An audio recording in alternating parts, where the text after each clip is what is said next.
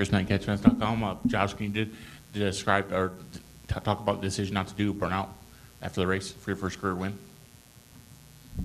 So, yeah, I don't know. It's just I think back to, there's a couple reasons. I think, for one, over the course of the off season, I found myself watching the 2014 Daytona 500 when Dale won, and he went down to one and kind of swung around and took his stuff off and waved at the fans. And I think back of nights at Saturday night short track racing that we would do that type of celebration, right? Because you couldn't blow the quarter panels up, you couldn't blow the motor, you couldn't tear the car all to hell after the race, and that's just what I wanted to do, right? Like I don't know, it's just kind of who I am. I did a little bit of one at the end there, just kind of spun around a couple of times, but that's just who I am as a person, right? Like I've spent my whole life working on my own race cars and building race cars, and got my ass chewed a couple of times for doing burnouts when I shouldn't, and tore stuff up, and I just wanted to soak in the moment. I mean, I think that's the biggest thing.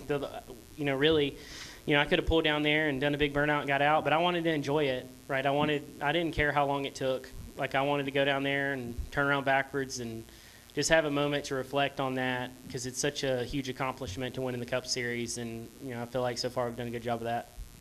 And just one quick question for the Woods there. I see you guys kind of look at your phones going off, whatnot. Who all has reached out? Dogs. Oh, okay. All right. Very nice. No worries.